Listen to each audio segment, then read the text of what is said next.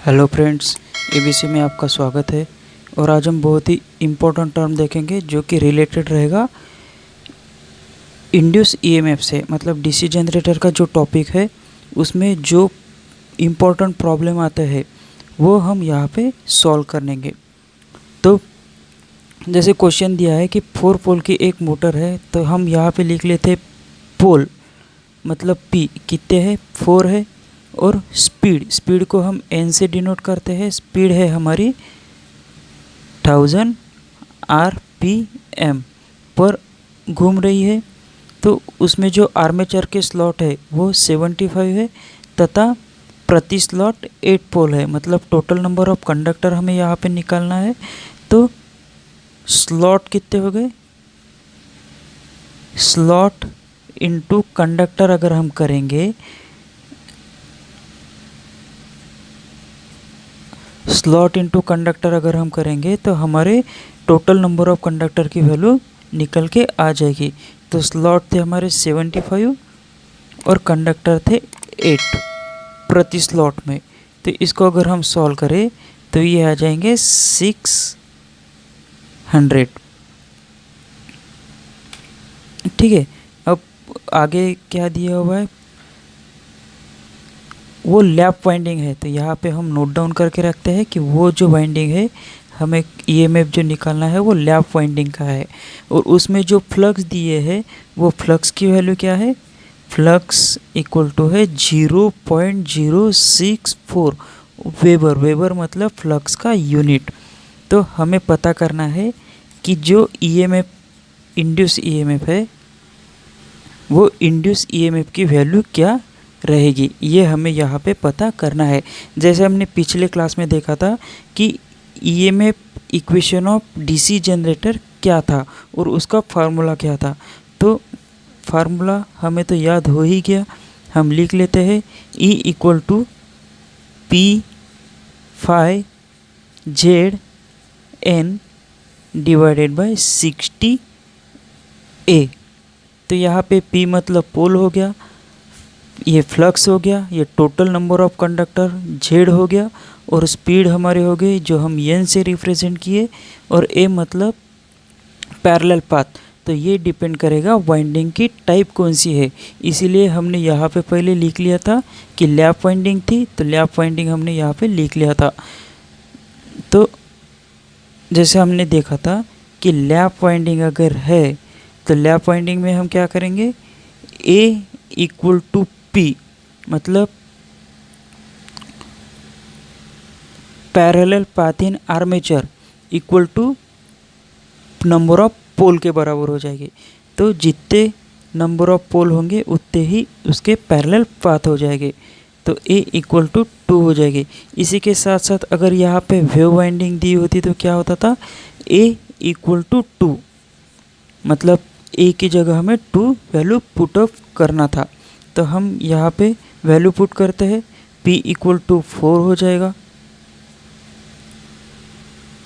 Flux की value यहाँ पे दी है 0.064। इसको हम यहाँ से हटा लेते हैं, इनटू Z की वैल्यू हमने यहाँ पे भी हम कैलकुलेशन कर सकते थे, लेकिन हमने कैलकुलेशन यहीं पे कर लिया। तो ये हो जाएगा टोटल हमारा 600 इनटू स्पीड कितनी है, तो स्पीड हो जाएगी हमारी 1000 RPM। स्पीड हो जाएगी 1000 RPM और ये स्टैंडर्ड वैल्यू है। अब A मतलब लैप वाइंडिंग में A इक्वल टू P था, तो A की जगह और P सेम रहेगी। तो P हमारा 4 था, तो यहाँ पे भी हम 4 लिख लेते हैं। अब इसको सॉल्व करना है। तो अब हम इसको सॉल्व किस तरह से करेंगे, तो यहाँ पे पॉइंट में दिया हुआ है। तो मैथ के रूल के हिसाब से अगर ये इस तरह से दिया है 0.064 डिवाइडेड 4 है, तो हम क्या कर सकते हैं कि 1 2 3 के बाद पॉइंट है, तो हम इसको इस तरह से भी लिख सकते हैं कि 64 डिवाइडेड बाय 1 2 3 है, तो नीचे 3 टाइम्स 0 दे देंगे।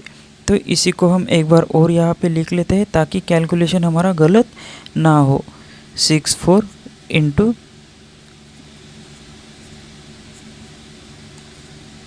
1000 डिवाइडेड बाय, अब नीचे हम इसके भी आगे 30 दे सकते हैं, इसके भी आगे 30 दे सकते हैं, तो हम 4 के आगे 30 लिख लेते हैं, 4000।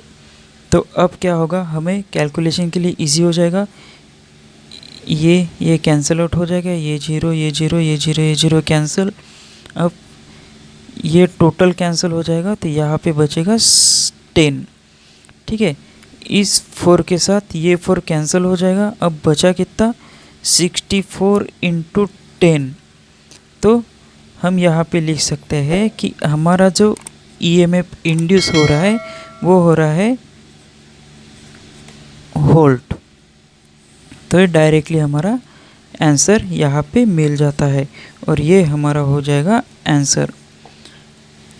मतलब जो हमारी एक 4 पोल की मशीन थी, हम यहाँ पे सिंपली थोड़ा समझते हैं। यह हमारी डीसी मोटर है, डीसी मोटर में हमारी ये 4 पोल की मोटर है, इस तरह से 4 पोल की मोटर है, इसके अंदर आर्मेचर दिया हुआ है। तो 4 पोल की मोटर और ये आर्मेचर की स्पीड 1000 आरपीएम है। इसमें जो स्लॉट है वो 75 इंटू 8, मतलब प्रति स्लॉट में 8 कंडक्टर है और 75 स्लॉट है। और इसमें जो फ्लक्स क्रिएट हो रहा है, इस तरह से जो फ्लक्स क्रिएट होगा वो फ्लक्स की वैल्यू दी हुई थी हमें 0.064। तो हमें पता ये करना था कि यहाँ पे जो हमने ब्रश लगाए थे, यहाँ से ब्रश लगाने के बाद यहाँ पे जो हमारा ईएमएफ क्रिएट हो रहा है, ईएमएफ तैयार हो रहा है, वो कितना तैयार हो रहा है। तो वो हमारा ईएमएफ तैयार हो रहा है 640 वोल्ट, 640 वोल्ट। तो ये सिंपली इस तरह से हम सॉल्व कर सकते हैं। बहुत ही इजी टाइप का प्रॉब्लम है और इसी टाइप से क्वेश्चन में पूछे जाते हैं। अभी आपको ईएमएफ निकालने के लिए कहा, कभी वो पोल निकालने के लिए कहेगा, कभी स्पीड निकालने के लिए कहेगा, कभी टोटल नंबर ऑफ कंडक्टर निकालने के लिए कहेगा। तो इनमें से कोई एक वैल्यू एब्सेंट रहेगी, बाकी तो गिवन रहेंगे, तो हम इजीली उसको निकाल सकते हैं। इसी टाइप के कुछ और प्रॉब्लम रहेंगे, वो हम नेक्स्ट क्लास में देखते हैं। सो आज के लिए इतना ही। Thank you for watching this, see you next time.